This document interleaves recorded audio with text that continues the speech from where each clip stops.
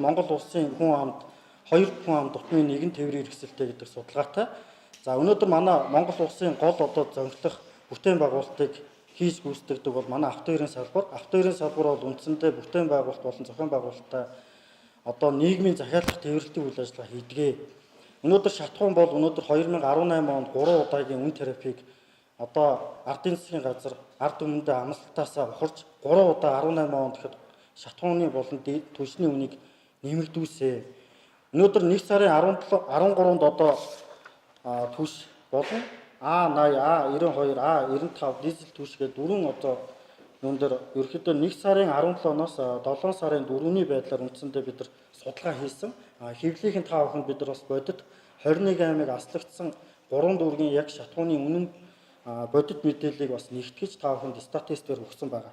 За энэ дээр бид нар юу харагдаж байгаа вэ гэхээр өнөөдөр манай улсын нийт одоо улс орны бүтээн байгуулалтыг зохиолдог автоэрийн салбарын асуудал. Нэгдүгээрт нь өнөөдөр манай хот хоорондын нийтийн тээвэр бол өнөөдөр улсаас ямар нэгэн нөхөн олгор байдгүй. Ямар нэгэн одоо улс орны одоо нийгмийн захиалах тээвэрлэлтийг гүйцэтгэдэг мөртлөө 2003 онд батлагдсан сайдын зам тээврийн сайдын одоо жишг үн тариф багтаа хүн километрийг үнийг тогтоосон. Өнөөдөр хаач байхгүй хамгийн бага тарифтай. Дарханлаа өнөөдөр Улаанбаатар хотоос 10,000 төгрөгөөр зорчиж байгаа.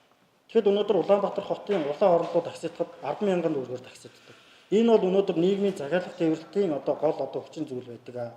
Тэгэхээр өнөөдөр манай тээврийн байгууллагууд болон автоэрийн холбоо, ачаа тээврийн холбоо, жуулчин тээвэр гэх маш олон бид нар мэрэгжлийн холбоод, мэрэгжлийн байгууллагуудтай уулзаж санал хүсэлтийг хүлээн авч өнөөдрийн хэвлэлийн байгууллагын гол зорилго нь бас өнөөдрийн хэвлэлийн байгууллага та бүхэнд мэдээлж байгаа юм.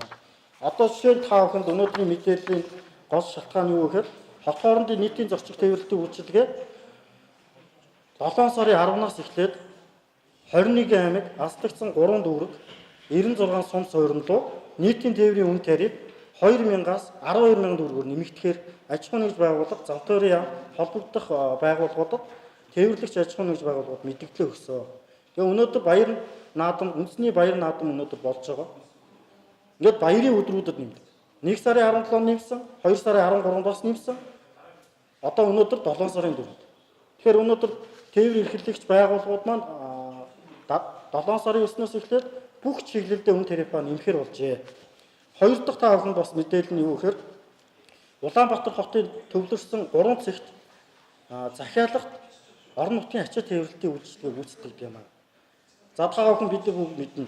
Жишээ нь Завхан аймгийн Тосон цэнгэллөө Нарантуул захаас зохион байгуулалттай иргэний ачааг одоо захиалгыг аваад Завхан руу ачаа тээвэр явахад ачаа тээвэр дээр 3 одоо үнээр чиглэлээр үнэ нэмэхээр одоо ачаа тээврийн иргэнэд хоорондоо уулзаж үнэ нэмэхээр болсон байна. Жишээ 1 кг ачааг төвийн аймагуд руу 500-аас 800 төгрөгөөр жишээ нь гурил будаа 9 чихрийг ачиж явдаг байсан бол одоо 1000 төгрөгөөр ачаар болж байна. За зүүн аймагуд руу буюу Хинтэй, Дорнот, Сүхбаатарын чиглэл 1 кг ачаа 800 төгрөгөөр ачдаг байсан бол 1500 төгрөгөөр ачаар болжээ. Баруун аймаг буюу аслагдсан аймагуд руу 1 кг ачааг 1200 төгрөгөөр ачдаг байсан бол 1600-аас 2000 төгрөгөөр 1 кг ачаа ачаар болжээ. За энэ ачаа тээврийн үн нэмэгдэхээр өнөөдөр хэн нөлөөлөх вэ гэхээр 21 аймгийн сум суурьнд амьдарч байгаа иргэд бизнес эрхлэгч бичил бизнесийн үйлчилгээнд ностой нөлөөлнө.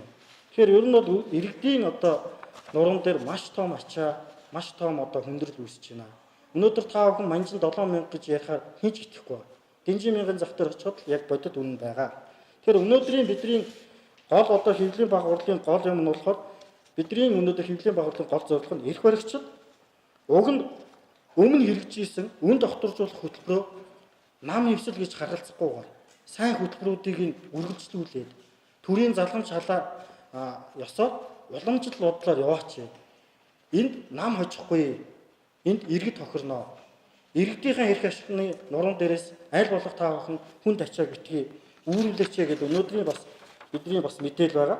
За хамгийн сүүлийн миний хэлж байгаа энэ статистикийн мэдээ бол аль аймагуд дээр яаж нэмэгдсэн гэдг нь харагдаж байгаа.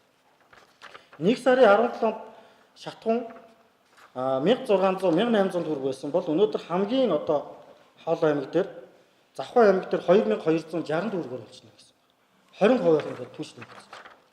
Тэгэхээр энэ одоо шатхууны үнийн нэмэгдлийг одоо яаралтай буулгаж үн докторжуулах хөтөлбөрөөр хэрэгжүүлээч гэдгийг бас одоо өнөөдөр мэрэгсэн инженерийн хувьд одоо уриалж хэлж байгаамаа.